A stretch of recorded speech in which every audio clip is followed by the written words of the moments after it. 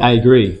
But I find too the best way to avoid a trap, man, or any kind of conflict is to avoid it on all costs. Yeah, as best as you can. Exactly. And that's what we teach. Number Yep. one is avoid the conflict to begin with. Right?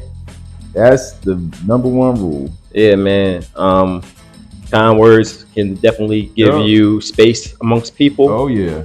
And when people crowd your space, you know what I mean, give them active warning, yo. And that can be done. All that can be done through communication. Yep. Yep. I always try to be careful. Sometimes I do a better job being careful than other times with, not making flat out pronouncements. But if I don't know something, but I don't stand on anything that I don't have evidence for. Facts. I'm the same way. Yeah. Yeah. And so people who I thought were using their brains a little bit more, I don't know, man. Well, you know what? I would like to say I pretty much stand on facts alone, because facts stand for themselves. Right. You can have your opinion about anything, but the fact is what it is. And then in that, you can find the truth. There's facts and there's truths. Yep. I like that. There's facts and there's truths. Yeah. I think very often people will confuse the two. Mm-hmm. And one of the problems with truth is everyone can have their own truth. Mm-hmm. As an example, I am very interested in foreign policy as a historian, but also just as somebody who lives in this world. And people they treat it like team sports, foreign policy. They treat all politics like team sports. I'm convinced of that now. And, they have their team and they root for their team no matter what. They'll get mad at individual players if the players don't do something they like, but ultimately they have their team. Mm-hmm. And the thing that I find troubling about it is they'll couch their support for their team in terms of human rights and things of that nature. And I'll ask questions about contradictions. Mm-hmm. And people don't take kindly to that. And Right. I'll give you an example. So you're trying to spark critical thinking when you Yes, always. Yeah. Always. Go I ahead. mean, Yeah. I ask myself these very questions about my own positions, right? Yeah. And I'm not gonna say I don't have my biases, my blind spots. Of course I do. But I just really try to be consistent. And so, with everything that's happening with Palestine right now, Yeah. people will regurgitate, and I do mean that, regurgitate stuff that they hear on either Fox or MSNBC. Right. Because it doesn't matter. Right? I'm not doing the team sport thing. I'm probably, as I tell my students, I'm probably the most nonpartisan person you'll probably ever meet. Right? Mm-hmm. And I mean that. So it'll be Fox, CNN. They'll regurgitate the points, and one of the ones that I hear quite often is, which one can I go with? Just go with one. Yeah, with three of them. Just Israel has a right to defend itself. Right. Which, regardless of where you are on the political spectrum in the United States of America, Yeah. if you do team sport politics, you will regurgitate that claim. Mm-hmm. And I'll ask the question, well, what does defense mean if, according to international law, they're occupying a territory? Facts. Hold on, real quick. I'm about to blow your hair, so I want to hear you. All right. So, real quick, hold that thought. Yep. Because while we're there with them occupying a territory, I just want people at this point, what you said right there is the key point. But I want us to go back in history, read things like I encourage read Noam Chomsky's The Fateful Triangle. Check it out. You read a lot of his stuff. Yeah. A lot of his stuff. Yeah. Hold on, guys. Yeah. Not as much. Not in the ways that I expect them to be, right? All right, so we were at Israel has a right to defend itself. Go ahead with this. Yeah. Which of course, everybody has a right to self-defense. Everybody. And let me just say, because I try to be very careful with this conversation in particular, Mm-hmm. because any critiques, even if I have the same critiques of Australia and the United States of America, if I have these critiques of Israel, people say that it's anti-Semitic. And I'm just trying to be very clear. I think everybody has a right to self-defense.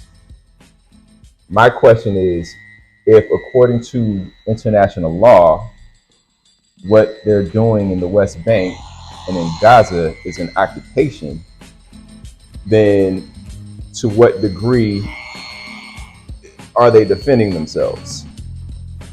And again, I raise the question because I don't fully understand. Gotcha.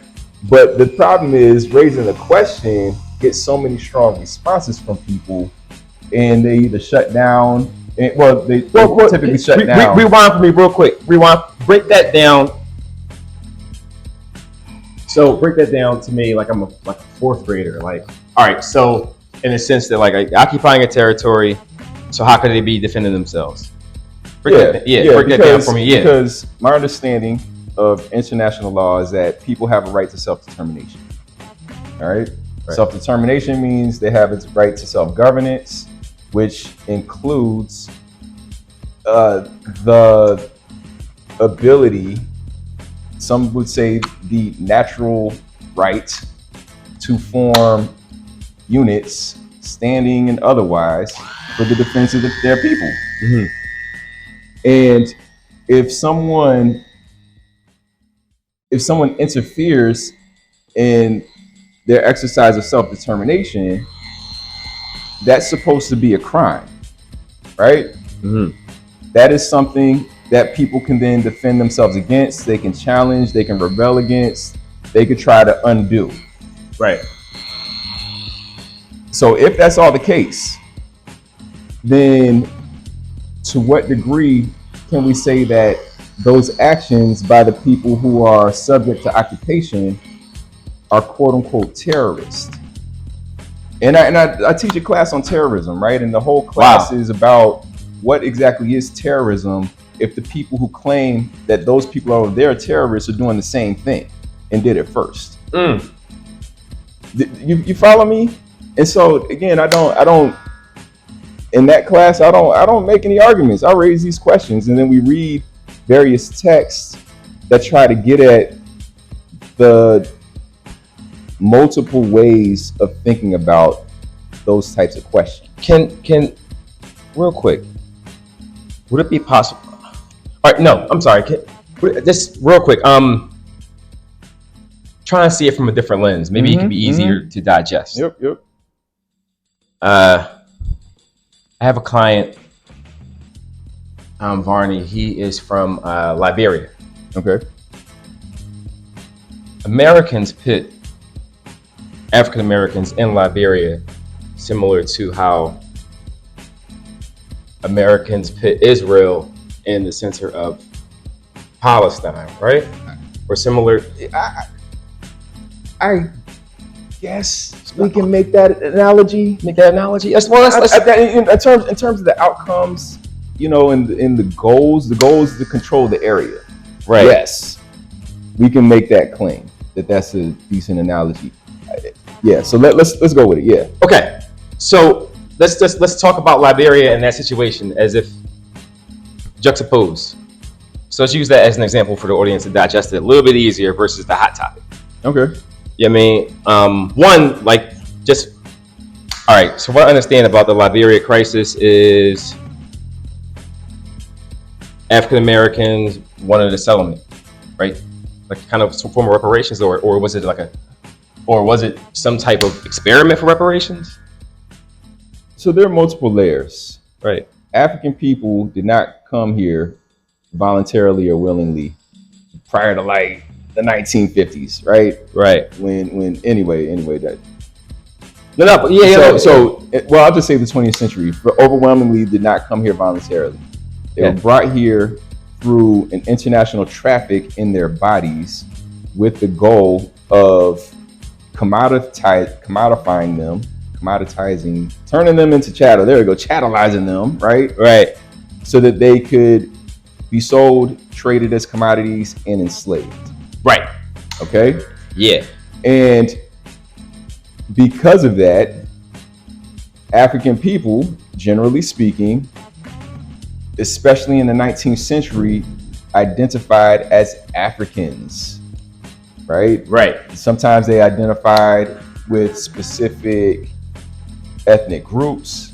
Other times, especially if they had parentage from, either had parentage from more than one group or had realized that they were all being treated the same, they identified generically as Africans. With that, they saw Africa as home and wanted to go back. Mm-hmm. Some of them, like Paul Cuffey, found ways to finance their own missions to try to find places to live and, to get people back. Mm-hmm. And white supremacists saw that and didn't want free Africans in the United States of America by the time it was the United States of America, and said, you know what, having free black people here is dangerous because their very existence destabilizes the enslaved population because they think that they too can be free. Not only that, but there are conspiracies hatched up by free Africans, such as Denmark Vesey, to overthrow enslavement, because even though they're nominally free, they're treated almost the same as if they're enslaved. They're severely discriminated against. Their movement is circumscribed to the point where they basically have to ask permission to do basic things, like go from one place to other. They have to have passes saying that they're free. Right, they're living under the most extreme forms of apartheid humanly possible without being actually enslaved. Yeah. So they're rebelling against that, and they see their plight is being wrapped up with their enslaved, sometimes literal brethren, right? Their family. They see their plight as being the same. I'm trying to stick to the point because I always want to talk about Haiti. Well, they liberated themselves. But their very existence is a threat, and so politicians, white people all over the place, and this especially is true of the North, where they still had enslaved populations, by the way. They were trying to figure out how to get rid of free black people. Right. And so they co-opted the idea of immigration, right? Returning to Africa somewhere, made it about a way to get rid of free black people so they could maintain better control over enslaved Africans, and controlled it to the point where they sent black folks to, what we now know as Liberia, in order to do the work of U.S. imperialism. So real quick, geez. All right, so there's some, after World War II. Okay. After World War II, I guess it's similar now, because now we're kind of getting into like how countries all of a sudden can get land, but there could be other intentions behind it. So after World War II,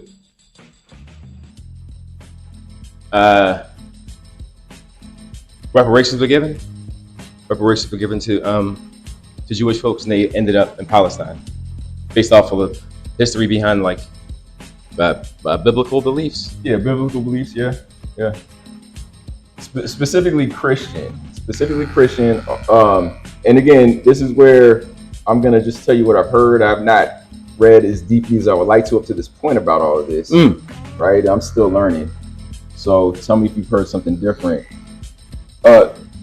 My understanding is that the origins of Zionism is with Christian fundamentalists who are trying to bring about the second coming and, the ultimate apocalypse.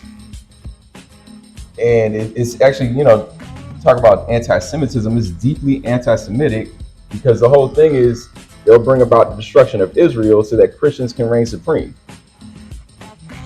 Evangelicals. Yeah.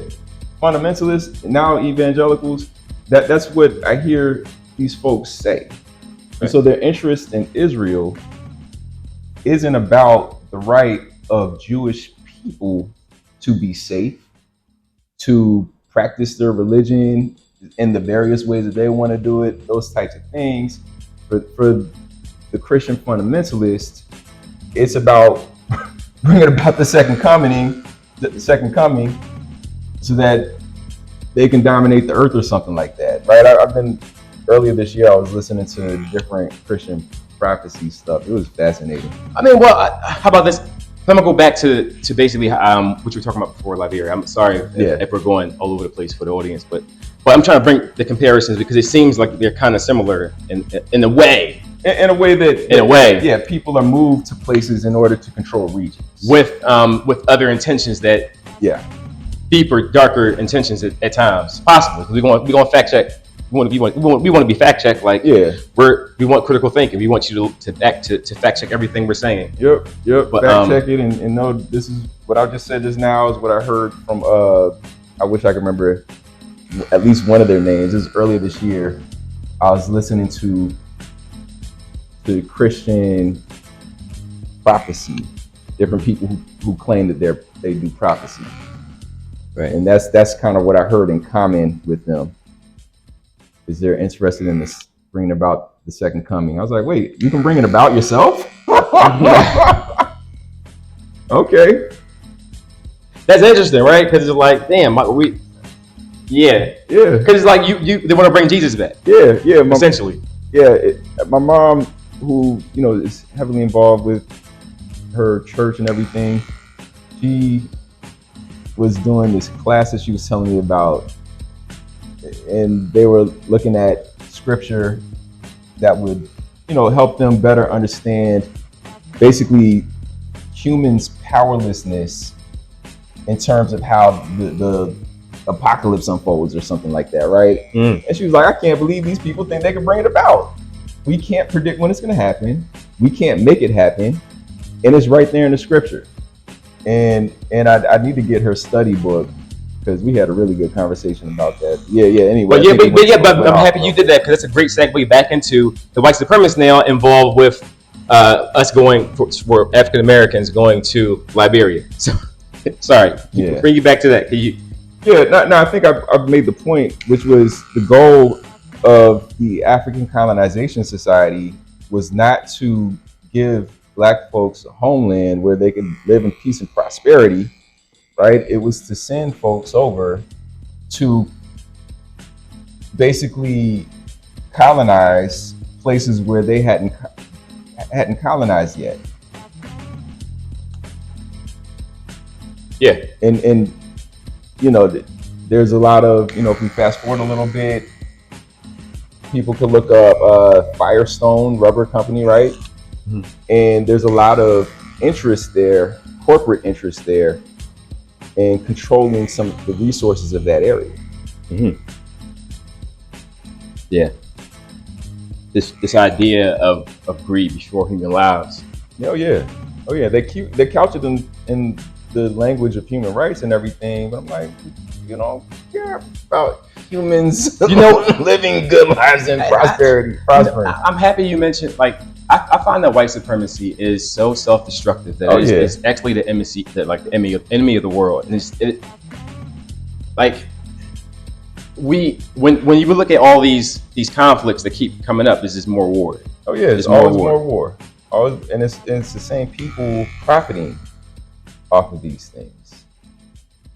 And again, because I don't do, and by the way, I think I got the team sport politics thing from this show called The Last American Vagabond. I think that's where I got it from. Mm-hmm. But because I don't do that, let's be clear, Democrat and Republican equally participate in these processes at the benefit of themselves and their corporate sponsors. Right. And let me just in case I'm not clear, they benefit the fascist state. The corporate interests. Yeah. Government working on behalf of corporations is, according to Mussolini, who coined the term fascism, if I understand it correctly, that's what he kind of distilled it down to. I remember reading in the 1619 Project something along the lines of slave, just the whole entire structure in general from the slave owners. They were essentially the first corporations, right? George Washington. Oh yeah. Right. So, Yeah. So Yeah, land speculators. I mean, all the stuff that they were doing was in the interests of themselves and capital gain, and trying to gain territory to expand personal and small group wealth. right, right, and that's basically what we're still going through today. Yep. Only difference is everyone is basically a slave in some way or form. Like it's only the billionaires up top are the slave owners. Yep. I can see politicians as essentially overseers. They're overseers, and then some of them are also slave owners. Right. Some of them. And did you know Frederick Douglass was talking about how slaves used to fight each other over what slave got fed more? Bro, please don't get me started on Frederick Douglass. This is we're going through it. Yep. We gotta be conscious of that. Yep. Regardless of your skin color, you gotta recognize, yes, it's a tier system. It is definitely for us tier folks. System. Yep. But we need to get on the same page because we're all slaves at this point in time. And that's part of the reason why I've really been leaning into being nonpartisan. And I honestly am nonpartisan. But I really try to make it clear to people, because I feel like the ways that people are divided and now willingly divide themselves is artificially imposed by people who don't care about them. Agree. Real quick. Yeah. Can I make the top low? Yeah, man. Beautiful. Go ahead. Yeah. Yeah, I agree. Go ahead. Yeah.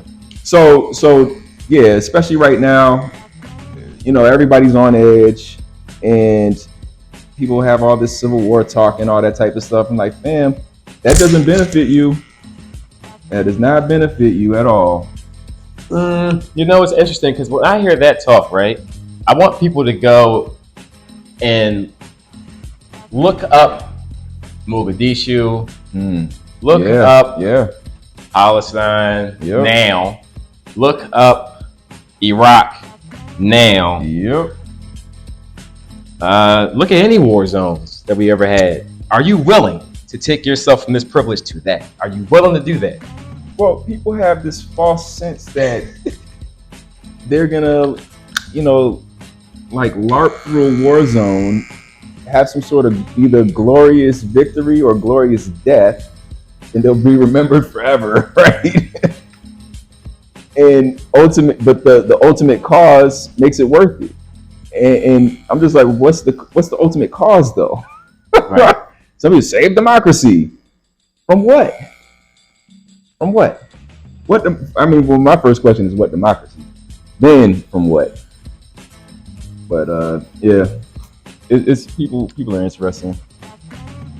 It's interesting to me because I think this nation has done a really good job of convincing Americans that they aren't slaves. There's a tier system. Oh yeah.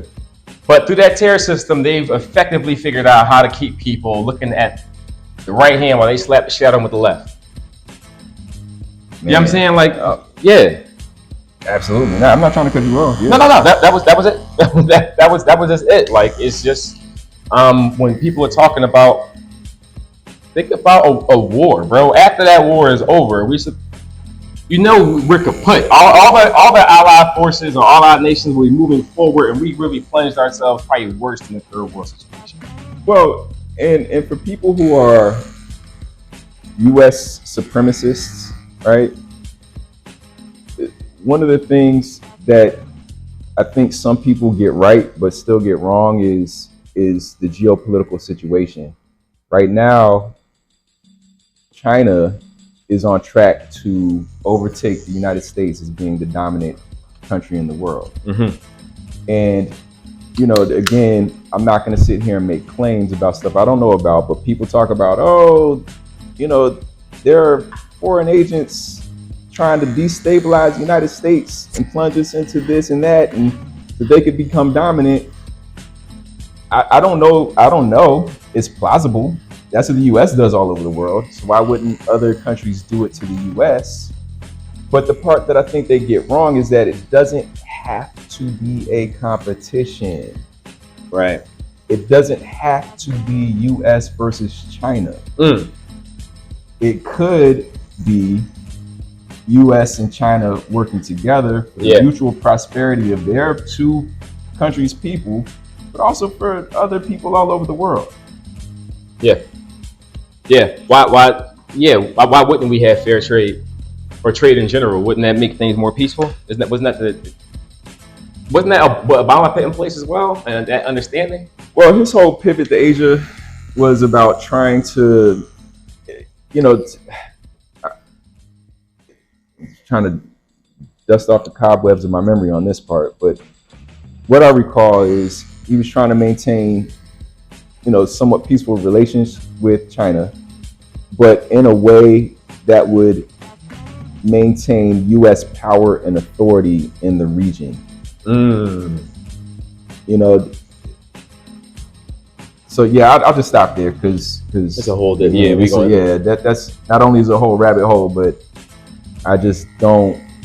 I remember I looked into it quite a bit, but I'm just fuzzy on the details right now. But also, back to the Civil War situation, with the rhetoric that we hear. Again, a lot of times I know people don't read, and it's so easy for you to get consumed and think that optically that could work. Like to look at that and think that might be an option, but if you don't know history, you could be doomed to repeat it. When you mention Haiti, imagine what could happen if you force people to the margins. You look at Art of War. Like if you force a small group of people to believe that they're about to die. Oh yeah. Things change. Oh yeah. Scarcity. Yep. So I want you guys to what are some great books you would recommend as it relates to the Haitian Revolution that people can really kind of digest and get what took place? Well, the classic is CLR James's Black Jacobins. That's the classic. Start there. There's a scholar, hopefully I'm not butchering his name, Laurent Dubois. I don't know if he says Dubois because W.E.B. Du Bois, but I think everybody else says Dubois. He has a couple of books on Haiti.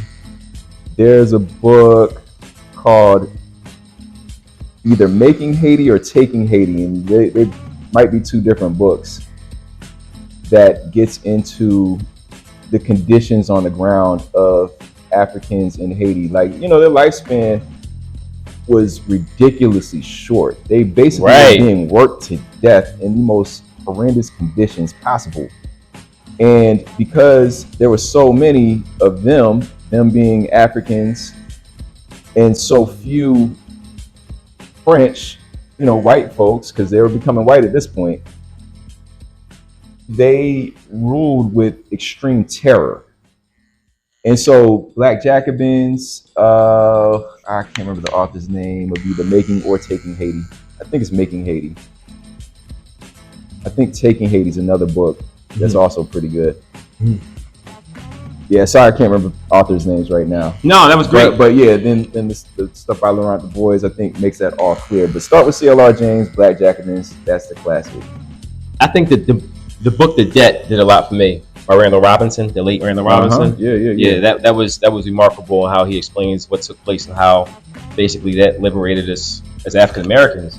To me, I think I think what they did in Haiti essentially paved the way for us to be free here. In many ways, and at great cost to them. Because talking about reparations, and I can't think of any enslaved people who ever got actual repair.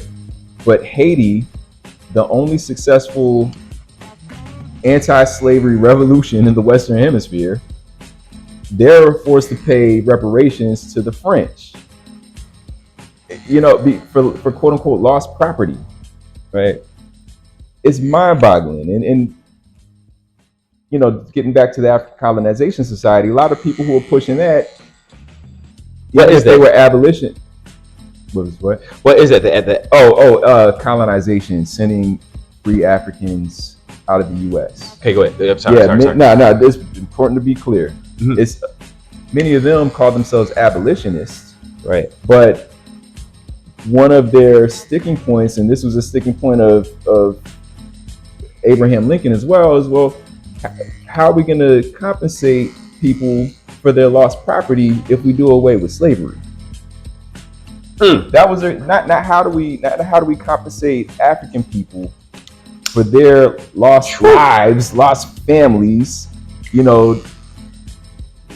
for the genocide that we forced upon them. But how do we compensate slave owners for lost property if we do away with slavery? Right. And that's what Haiti has been dealing with, because they were forced to pay reparations. And even when, so they're forced into poverty basically from the jump. And the U.S. has worked with France and Canada and other, white supremacist international players to maintain a stranglehold over them so they can't develop on their own terms. Yeah, that was basically for the audience. That was just who don't know. That was the end of the story. But the reason why I brought that up as far as the Civil War talk is when you push people to the margin, especially people of color, they'll give you Spartacus. There's been a lot of movies about Spartacus, but this was the first Spartacus, and I would also argue that was the first World War. That's a good way to put it. That's a really good way to put it. If you look at all the people who were involved in the ways that, Haitians that sometimes skillfully played them against each other, right? And of course, they're skillfully playing the Spanish against the French and all that stuff, but they're also fighting for control on the ground. Like there's a whole, you talk about tiered systems, there's a whole tiered system where Africans are at the bottom, supposed Creoles are in the middle, and then the mulattoes or whatever they call themselves want to be the new slave masters. And so they're fighting. It's a mess, man. Like war is not good. It's not good for anybody except for the corporations who make billions of dollars selling stuff for people to destroy themselves. It's not. And also you got, I guess, to look at it too, like during Reconstruction, all those, we talk about the ending stories that we're told, like what happened, like, like they essentially, they won their freedom, but then they were sanctioned by the world powers. Hence why we're in and had to pay reparations. Sanctioned and had to pay reparations. So continue to be blockaded and all that stuff. But in exchange, African Americans became free. Free blacks worldwide. After that, like, other Caribbean. So the British around this time, they put it into the international traffic in Africans, at least in the ways that they're involved, which is part of the reason why the U.S. became the U.S., right? They were like, what? Stop slavery. We're not dealing with that. And, that's part of the rebellion that led to 1776. Yes. I don't want to, though, I want to be careful not to make it sound as though, they went through that and now look at all these good things that have happened. Because it's nothing good happened for Haiti, and the good that we can say happened for other Africans in the Caribbean and the U.S. is circumscribed by continued neocolonialism, oppression, poverty, all that type of stuff. You're talking about making Haitians pay. What did African Americans have to pay for their freedom? And what do folks continue to pay in terms of poor life expectancy? I'll just say impoverishment. Well, that I think captures everything from education to poor health outcomes, all that type of stuff. Well, I was just making up like what happened. What was the basically result of what happened at that? Not that it's good or bad, but more or less as that relates to, because you mentioned the rhetoric about the Civil War situation. Well, the rhetoric that goes out there as that relates to history. Remember, Haitians did that with the Polish as well, so they're allies in these games. So be careful what you wish for, because you could awaken the Kraken as it relates to black people. Remember, we freed ourselves. It wasn't because you gotta think about that. Like, you can't really kick the hornet's nest. It's best to work with us. I think people have learned that, right? You talked about how everybody's enslaved. One of the ways that that they being I'll just say the oligarchy, the corporations and their politicians who make sure they get paid. One of the ways that they hide that from folks is through the trillions of dollars they've spent on advertising, right? Mm-hmm.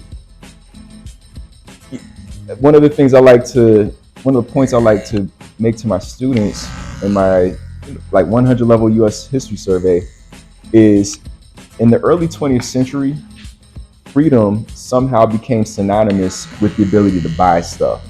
And as that's starting to, and that kind of crystallized in the aftermath of World War II, from what I understand. But in the earlier days, you have corporations who start to learn how to advertise, but in particular using psychology, human psychology. They start to study how people's minds works, and they learn that you got to sell a couple things in order to get people to buy products.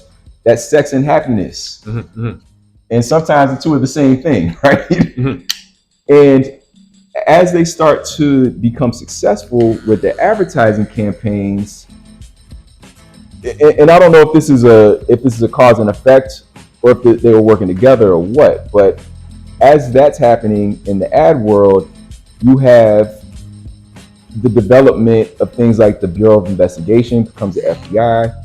You have, especially in the aftermath of World War II, well, I'll just say World War II, you have the War Information Office, which in part becomes the CIA.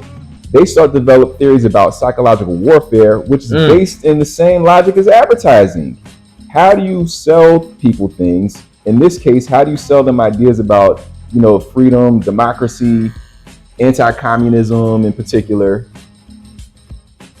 so that they'll want your form of governance over others. They'll fight and die for your form of governance over others. They'll overthrow, you can have a successful regime change operation if people start on the street, start talking about, we want democracy and freedom. What's democracy and freedom? I want to buy stuff. And I'm oversimplifying it, but how do you create a slave mentality? Exactly. You make people think that they have freedom because they can do a few things. Getting back to the Frederick Douglass situation, one of the things he said, in line with what you were saying, not only did they fight over who had more food, they fought over whose slave master was better. Right.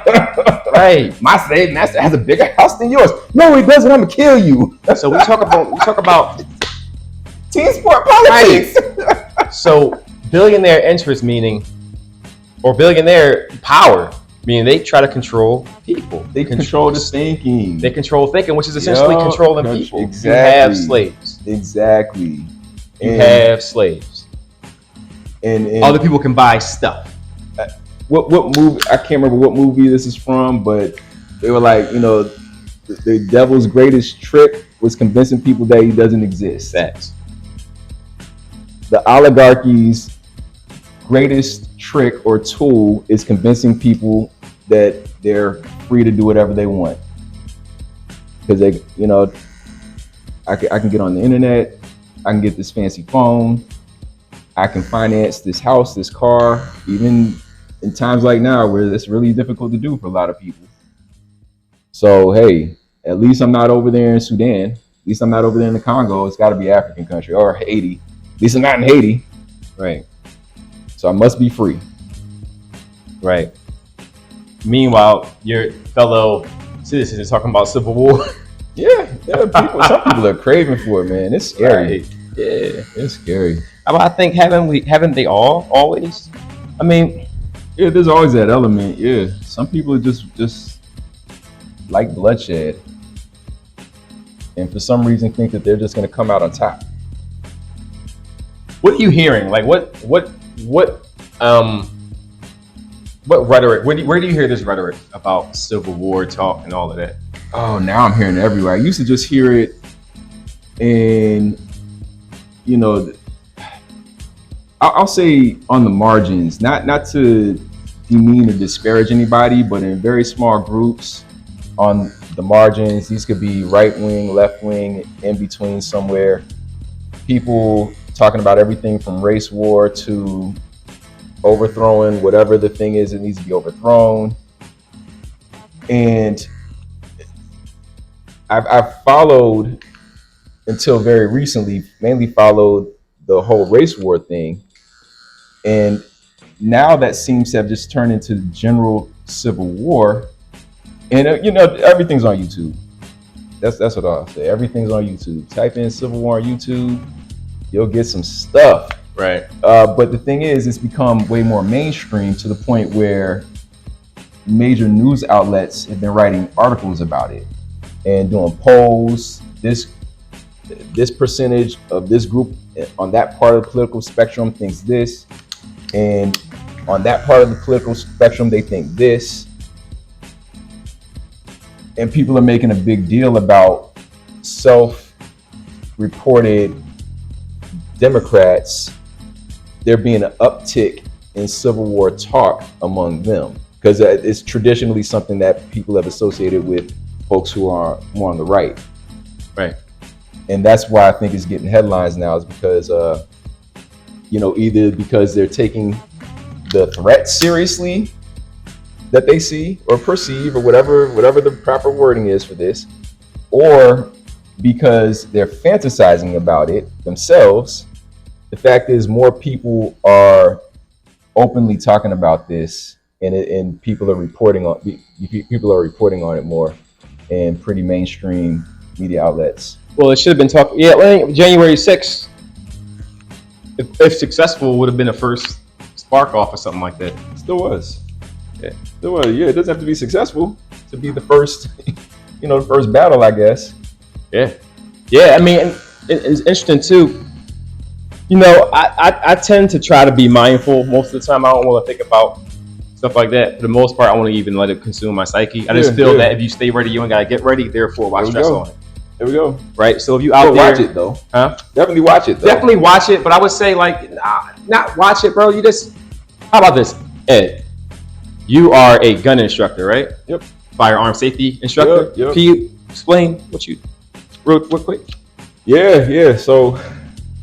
I'm certified with a couple of different organizations, but I'll shout out the National African American Gun Association. There we go. And I'm what's certified. What's it called? That Gun Talk? Yeah, then the local chapter is called That Gun Talk Gun Club, but I'm certified through the National African American Gun Association to teach basic firearm safety. Right. Proficiency, how to handle a handgun in this case, without doing unintentional harm to yourself or others, learning how to discern actual threats, so that, because people out here, like, oh man, and I'm gonna exaggerate. I speak through exaggeration, okay? Mm-hmm. Yeah, people will think that, oh man, can I shoot if somebody does this to me? If somebody's stealing my car, can I shoot them? Like, why is that your question? Let's unpack that. Mm-hmm. Let's rethink what self-defense means, what lethal force is, and really trying to make sure that people understand things like that. The first step should be to get away from danger if there's danger on your life, number one. How to avoid it if you can, but then if forced, how to do it within the bounds of the law, so that you're already going to suffer greatly if you have to pull your gun, even if you don't shoot it. Yep. Legally, people suffer psychologically, so there's already going to be a lot of suffering if you ever have to pull your firearm. But if you're forced to, how can we make sure that you do it in a way that at least you can be confident that you did the right thing to preserve your own life? Because that's what it's about. It's not about protecting property. Now because this question comes up, but what if I'm in my car? Then you're protecting your life. Right up. Or what if they break into my house? Then you're protecting your life. It's about properly taking advantage of your Second Amendment, of your right as an American citizen. It really is. Well, I would say your basic human right to self-preservation. Word up. That is protected by the Second Amendment. Word up. And also, the reason I put that up is because when I say, if you stay ready, you gotta get ready. So if something were like that to happen, you want to have food stored. Exactly. Yep. Just do stuff. Food, water. Yeah, know how to take care of yourself a little bit. Not be so dependent on, what do people say now? Don't be so dependent on the supply chain that if something goes wrong, 2020, all of a sudden you don't have toilet paper. Right? Yeah. So if I were a person who was hearing your kind of rhetoric, for me to be mindful, I would just create habits that work for me. Like I would just start planting the victory garden. Yeah, exactly. I would and that'd be my habit. Bro, thank you for talking about growing food. Yes, please grow some food if you can. It's hard. So it's worth it though. Yeah, and I want you to understand something too, y'all. Like during World War II, there was a great big marketing campaign for people to plant their own vegetable gardens. Right? Like, yeah, because the U.S. was all the corporate farming was being sent over for American soldiers to eat, but Americans creating victory gardens provided 60% of America's crops during that time. And that's like because they planted gardens everywhere, and there was a lot of foraging happening. Right? People understood what foods were growing wild that they could eat as well. There's this book by Les Payne. It's a biography of Malcolm X, and I'm just forgetting the title right now. I hate when I do this, but one of the things he talks about is how after, then Malcolm Little's father is brutally murdered, and his mother starts to undergo, starts to experience the outcomes of that stress, right? She starts to become mentally ill. They're doing everything they can. They're living in poverty, doing everything they can not to starve to death. One of the things they do is they harvest dandelions, and people to this day still are shocked when I tell them, yeah, I eat dandelions. You can just go pluck them, make sure it's a safe place to pluck food from the ground. So you want to make sure that people aren't spraying chemicals. There's not bad stuff happening in that place, but yeah, there's food growing everywhere. Growing everywhere. It's interesting because you mentioned that because through that gun talk, I came across some really righteous brothers when we went to that Father's Day shooting event, and I haven't been to that many, but I really gotta make a conscious effort to do so, man. Yeah, come out. We'd love to have you. Well, no, I just gotta join up. How about that? Oh, that too. You know what I'm saying? Like let's start there. Let's start there. You know what I mean? Because it's being around people like yourself, you just kind of again create habits to think differently. You know what I mean? Like we got to do that. Yeah. We got to do that. Yeah. Well, let me ask you this, because since I've known you, you've created some fitness habits. How's that going? What have you been doing? My fitness habits? My fitness habits, I get up super early in the morning, like 4 o'clock in the morning, and I generally work out around that time. Okay. Because I know that if I wake up at 4 o'clock in the morning, that habit set, I've already conquered the most difficult task, and it's not going to be mentally draining on me throughout the rest of the day. That's been done before even before most people wake up. And I also run a lot. I run about 5K every other day, or 5K 3 days a week. Nice. And I also do the Broad Street run every year. Nice. Yeah, I'm trying to do that in 2025, man. And the reason why I have these habits, because at some point in time, I remember the Civil War rhetoric was on my mind, and I was learning about Canada already kind of preparing for a refugee crisis or possible refugee crisis if it were to happen. Yeah. Right. So that's where a lot of people would go. Right. So that so I was like, damn. So, but if it was a crisis, any kind of crisis, I know I could run 10 miles for safety in some way or something for my family. I know I can do something for my family at that point in time. I'm clapping. Yeah. Yes, sir. So that, all that, I take Muay Thai training as well as part of my fitness regimen. Good.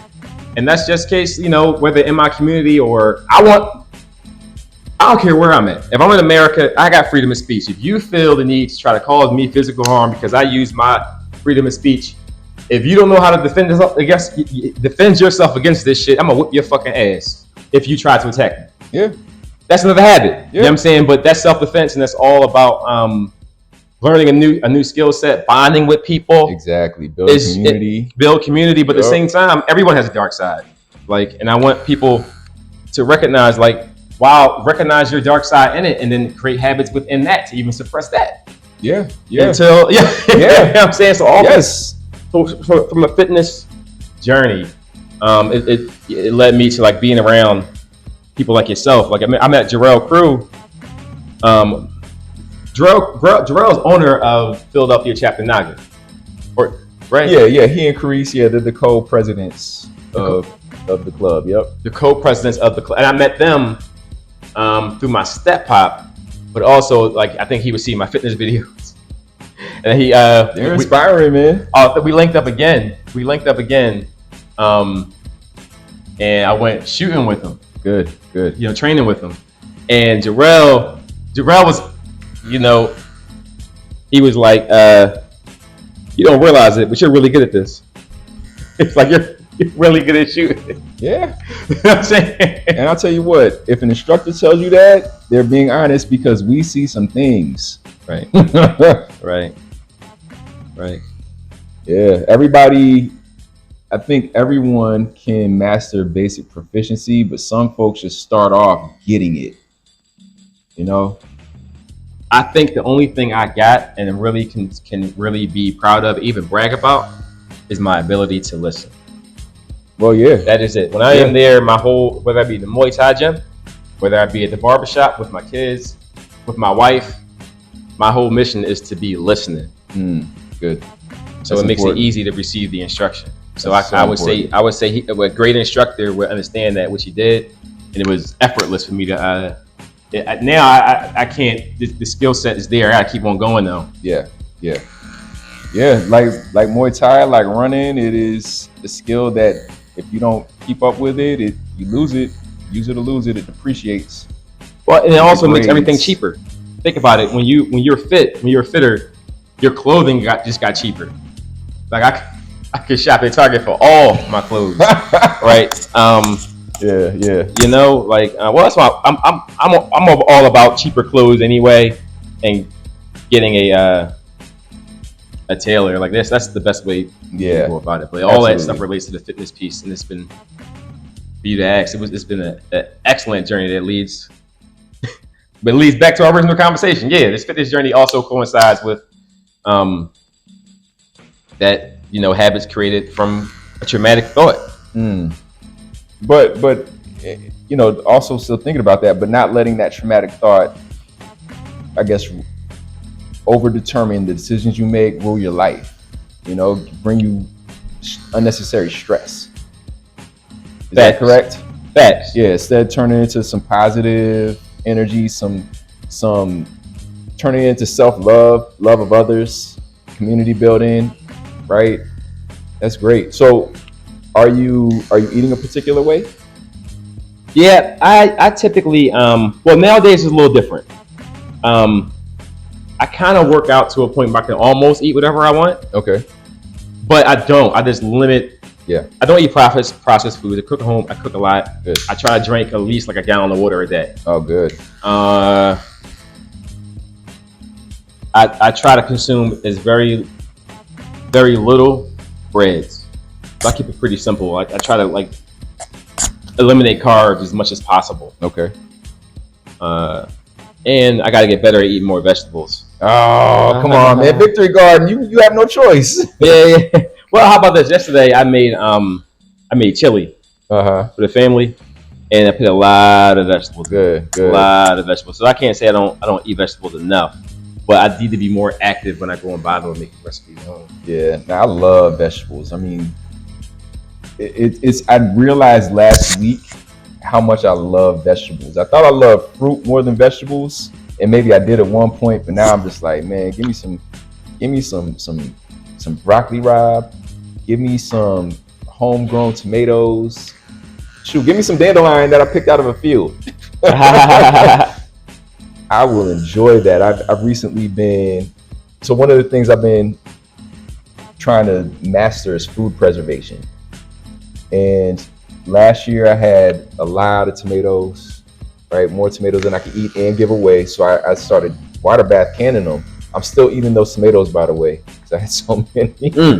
This year I didn't have a good tomato crop, so I'm still grateful for what I was able to do last year. But this year I decided to learn how to pickle, like real simple old school pickling with just a salt brine. And man, something about between just growing the food and being able to sometimes eat it straight off out of the ground or whatever, to learning how to preserve, I realized I really like vegetables. Really like vegetables. It just in their most simple form, right? Just some salt and some garlic in most cases. Yeah. Especially if it's pickled, it's fermented. Just throw it on a salad. Man, it's so good. See, now I'm hungry. Now I want to eat. It's crazy. I got mixed vegetables yesterday. Nice. Yeah, but I think when it comes to like my meals are kind of savory. Okay. But when it comes to like drinking water or vegetables, kind of like take the same 4 a.m. approach with it. I just eat it. Get it up. Yeah. No, you know, I think savory is good. Savory. That means. Well, let me. What do you mean by savory? Like savor. Like I kind of like take my time when I eat. I see. Cook meals. I see. Okay, so you're not talking about flavor profile. Yeah. Okay. Yeah, like I like my vegetables too, but it's just I like, you know, meats. Yeah. Excuse me. Sorry. Nothing wrong with that. I like meats, my seafood a little bit more. Yeah. But yeah, like you're right. Like, but it's different when I eat fresh vegetables. Like you're talking about tomatoes. That's a different experience. That's why you're saying that. It's I get it. Yeah, and especially Yeah. And I wanted to. I don't think I did a good job. I should have asked what types of stuff you grow, because one of the things that I think that happens is, I think it's been proven that people enjoy food that they grow themselves more than they enjoy other stuff, right? And I think that's because there's a psychological effect of being a producer. Like, you know that you did that. Right. You made the conditions to where this other being could grow and produce and thrive in a way that now brings you nourishment. And I think that psychological impact just makes everything taste better. Yeah, so I don't know. It's I'd be interested. So, do you grow tomatoes? I don't. So, my homie Dan has had a victory garden forever. He's my best friend. Good. He did the same thing you did. He had so many tomatoes he couldn't give them away, and he gave away as many as he could, and he just had still these leftovers, whatever. But anyway, he gave them some to us, and they were just delicious. Yeah. Like, we were eating these tomatoes like they were apples, bro. Yup. Yeah, and I should say, you don't even have to grow it yourself, but just if it's fresh, you know, and it's been produced in the right conditions, it just tastes different. Yeah, because you're talking about somebody who grew it versus somebody who just consumed it. I didn't grow that. I consumed it. I was like, yo, damn, this is banging, dog. Like, and if he's been doing it for a while, he knows how to get the soil right. Yeah, he knows how to check for lead, all types of stuff. Yup. And that also has an impact on flavor profile. Hold on, one second. I'm gonna lower the stash a little bit.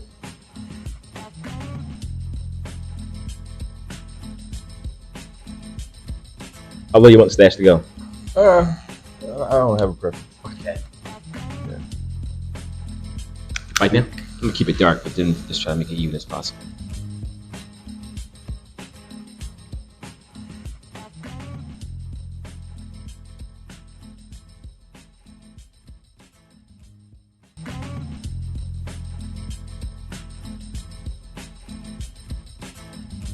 Not quiet. That's all good.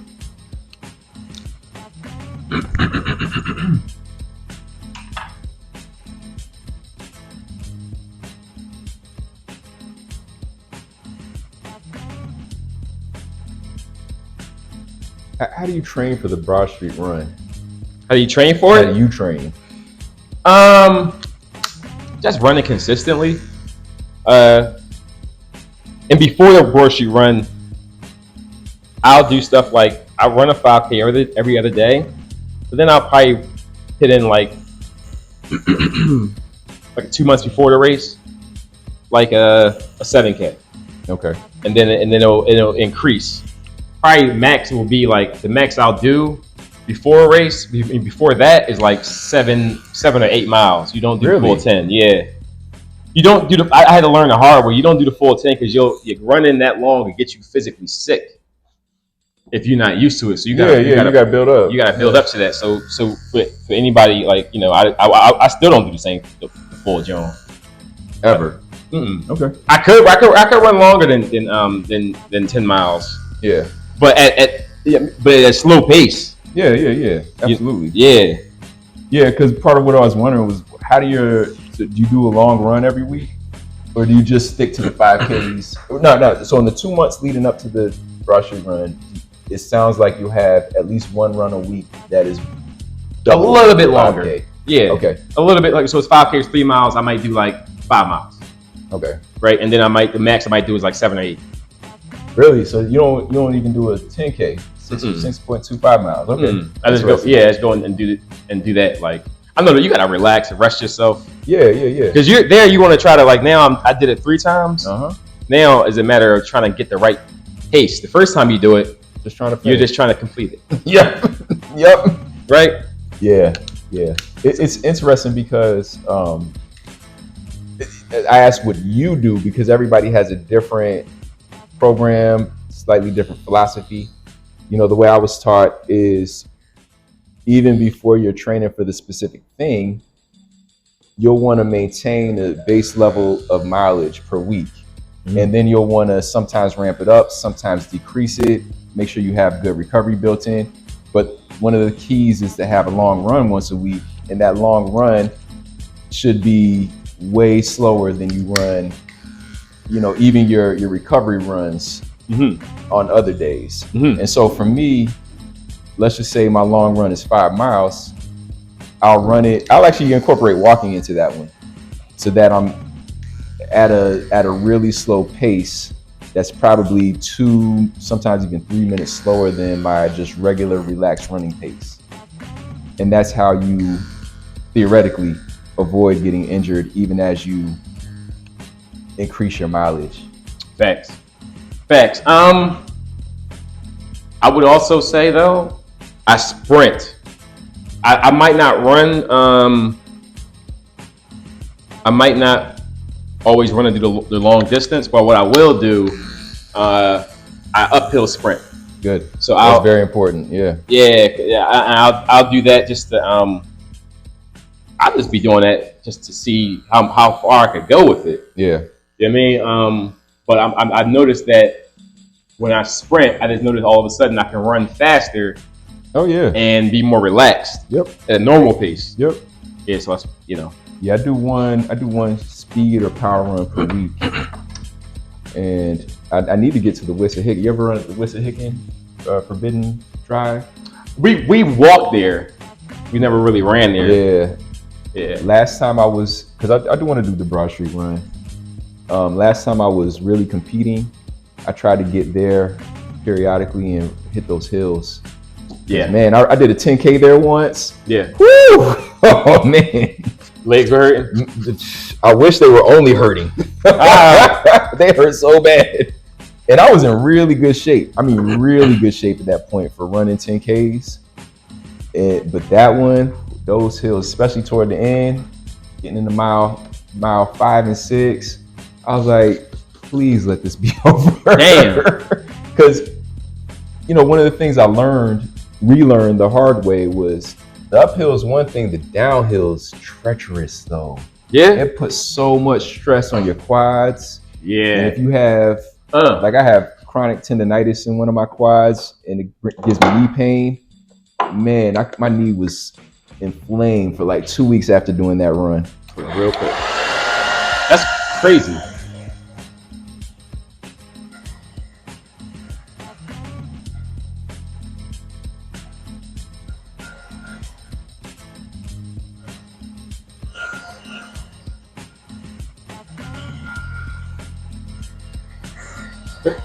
Excuse me.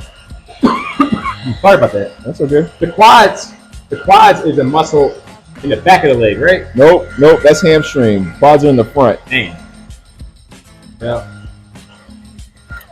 Quads in the front. Yep.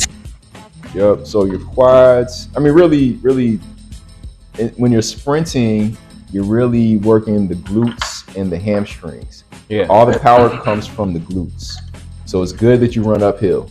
Yeah. But one thing that I've learned to do is to learn how to run downhill in a way that allows me to allow gravity to give me momentum, but without going into an all-out sprint, but without fighting the momentum, which is, man, it's so hard. Because that's what happened when I did that 10K at the Wissahickon.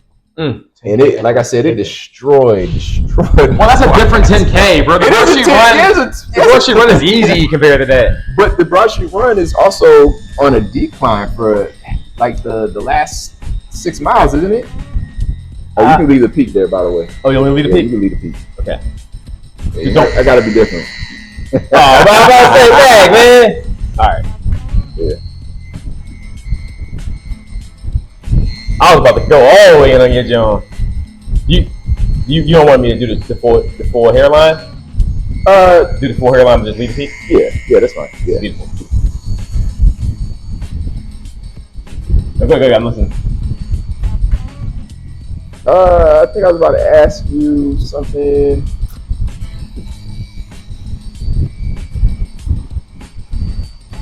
Oh, no, I was just saying, yeah, I'm learning how to do the downhill because I realized, yes, the Wissahickon Forbidden Trail is a different type of 10K. Facts. That's aggressive. Absolute facts and truth. Yeah. Absolute truth. Yeah, that's aggressive, bro.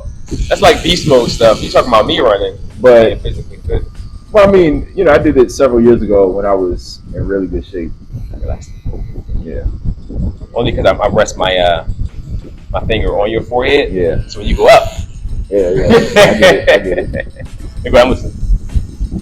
Yeah. Now I just want to go to that, hit them hills because I do like the challenge. I like the fact that there's stuff you gotta watch out for, so it's somewhat technical. Where, yeah, I enjoy that type of stuff. One thing, so moving away from running, I've been talking to a couple of people about just hiking, putting on backpacks. I guess they would call it rucking, right? You have loads, and you're trying to just move a certain distance, which is great for people who can't run but still want to maintain their physical fitness and build some strength. Right. But yeah, this is drive straight to that too. I'm gonna say you look great with those feet. Thank you.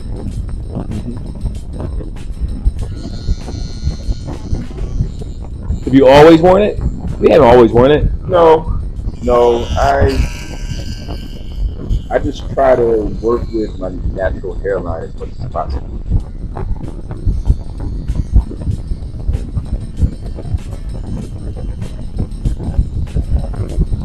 Yeah.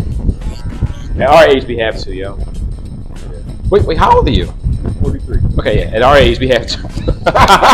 Cause you look younger than me, bro. How old are you? 43. Yeah. 81. Yeah. All right, yeah. First year of the millennials. We got a lot more to talk about. Right there for me. There you go. Perfect.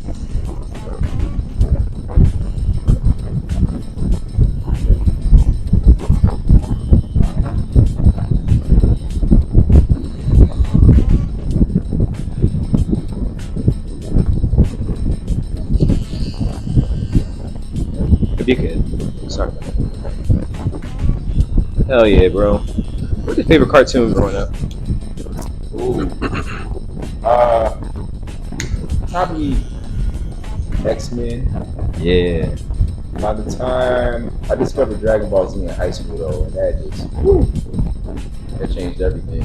Dragon Ball Z is definitely fire, but I will say, even with the new edition of X-Men, it just brings me back. That was the best, dog. I like man.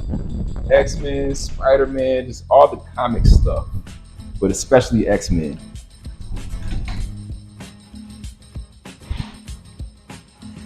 Yeah. Play that for me. Mm-hmm.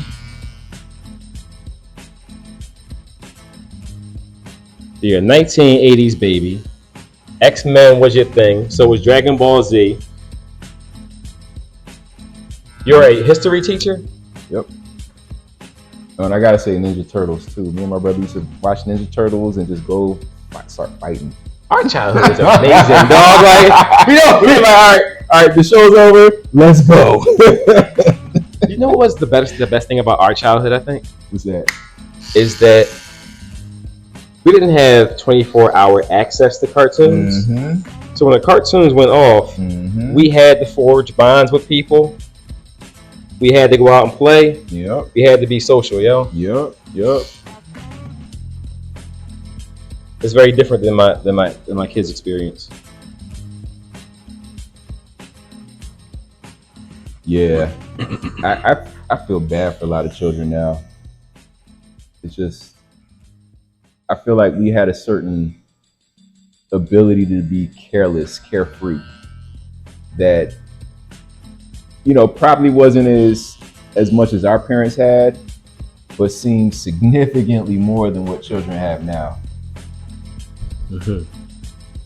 I mean, it just, man, you can't even be safe at home because you get on the internet and there's some pervert trying to get to you.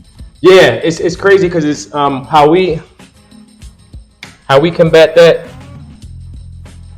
You really have to have a lot of communication with your children. Mm-hmm. I mean, remember, the worst part is we're dealing with teenagers. They're coming into their own, so they're going to have a certain level of privacy that they're going to want to have. But the idea is to already establish that bond before they reach there. Because we got a long path ahead of us raising two girls, but I do find that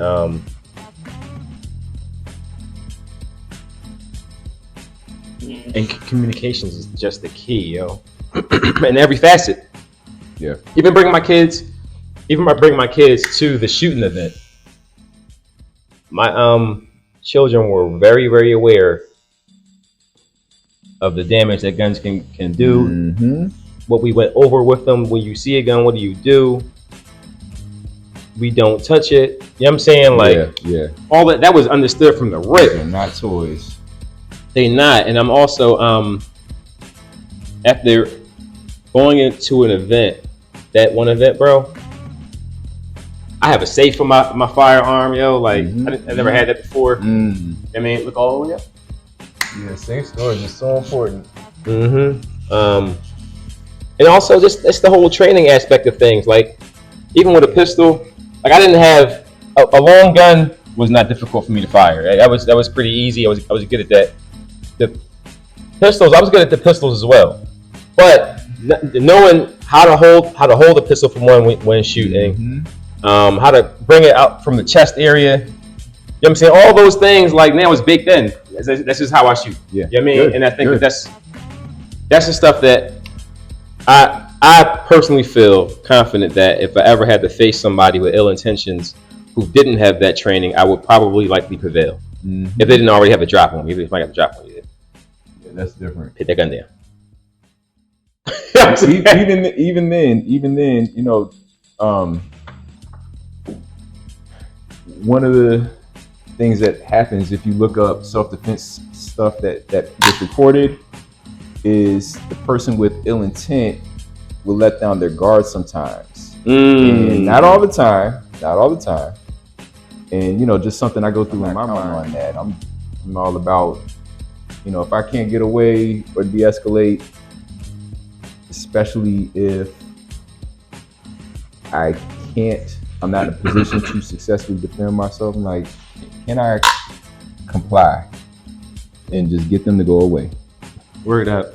But I think, but I also don't count on that because unfortunately some people comply and they'll still do whatever horrible thing. So it's like, if just being aware of that is okay. So at what point in that horrible situation can I look for an advantage? And that does happen sometimes. I agree. But I find it too, the best way to avoid a trap, man, or any kind of conflict is to avoid it, at all costs. Yeah, as best you can, exactly. And that's what we teach. Number one is avoid the conflict to begin with. Right? That's the number one rule. Yeah, man. Kind words can definitely give you space amongst people. Oh yeah.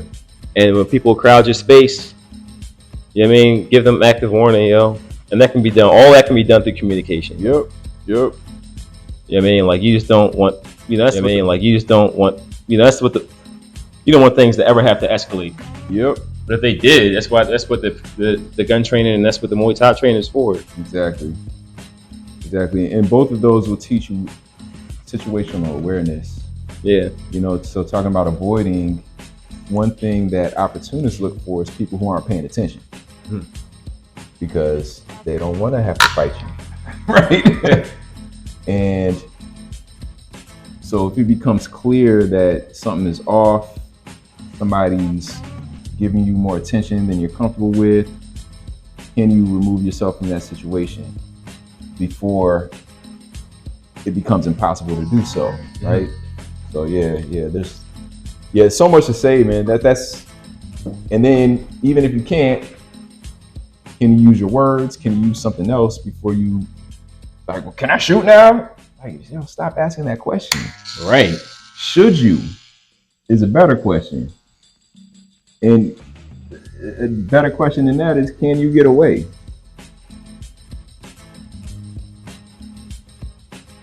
Like, if I ever had to shoot somebody, I would know when I have to do the shit. That just comes without saying. Like, I'm not actively going out trying to shoot somebody in the first place. Exactly.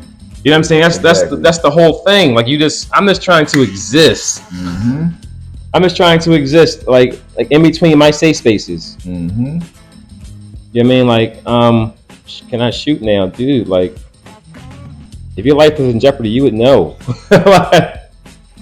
Well, I think so. Some people, most overwhelmingly, people ask because they're trying to get some concrete guidelines for how they can safely and legally use their firearm. Right? Some people were just like, yo, when can I shoot? That's what I was speaking to. Some people, very few people probably, but that is out there. Most people, though, they're trying to get concrete guidelines so that as they play these things out in preparation for what probably won't happen and hopefully won't happen, they can make the best decisions in that situation where their brain isn't going to be working properly. Right. So, yeah. And that relates back to that Civil War situation. We can all just calm down and figure out a way to steer this nation in the right direction, get resources allocated to us, with the understanding that all of us, we can't have no Americans left behind. Yep. And that's the safest way for us to basically proceed, bro. Yep. It's a pleasure having you, Ed. Yeah, it's great to talk to you. Yeah, man. Yeah, just on that note, one thing that I try to do is, you talked about being a good listener. I try to listen to everybody. Mm-hmm. And sometimes, and the thing I'm learning and maybe even mastering now is to not always listen with skepticism. Sometimes it's important, but even if that is required in the moment, can I just listen first? Yeah. And then start to raise the critical questions and, think about counter arguments, that type of thing. And so, yeah, YouTube is a great resource. I listen to everything I can get my hands on. Some stuff makes me cringe and want to throw up. And I'm teaching myself to still listen first before I start critiquing. And that's hard. But I see it as being so valuable. I train myself to do that, yo. Yeah, I do it with my wife all the time. Like, it's hard to get constructive criticism. Yeah.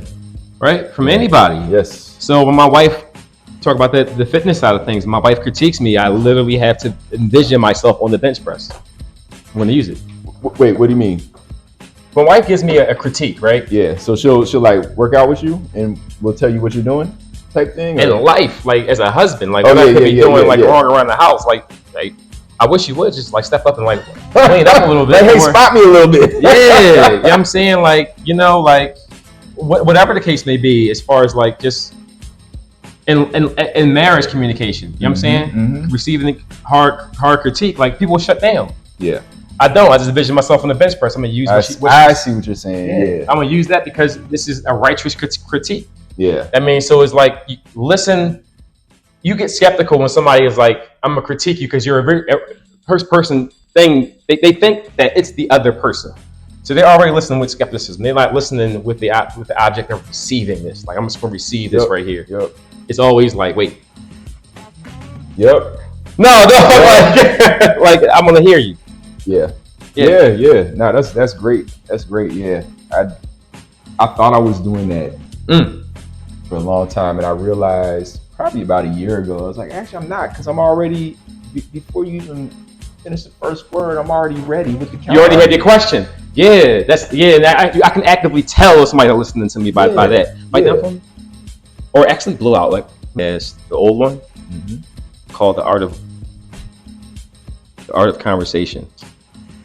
I feel like I listened to that. I think it was right after I met you. I probably did, because I think I listened to all of them. So I appreciate it. Wow. Yeah, good conversations, man. I love what you're doing. Well, you're a part of it now. Blow out for it. I'm gonna try to air this tonight after I edit it.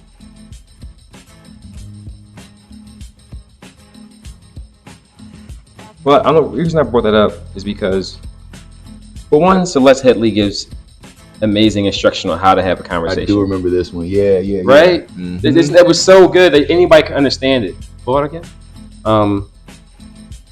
When she says thoughts will come into your head, thoughts will go out of your head. The idea is just like, let them go. Because most people, you can chill. Most people, if they're not in defense mode, they already think that they're going to forget the thought that pops up. Therefore, they cut off. All those things happen to interrupt listening. Yeah. Even when we were having our conversation, I wanted to interrupt. And some days I had to, because I had to try to extract certain information. Yeah. You know what I mean? But that was difficult. Yeah. That was difficult to do today. Like, that was a hard thing to listen, but also try to direct at the same time. Yeah. It's especially because this is a podcast show. Yeah, right. You're trying to move things, and I get it. Yeah, that's what I do in class all the time. Wow. Yeah. Always trying to listen and trying to only ask questions that help advance the conversation and make sure that they're hearing what the other person is saying. Word up. And it's so hard because I want to interject, and I often have to, especially the main thing is, where'd you get that from? That's not what I signed. Check it out. Very good. Yep.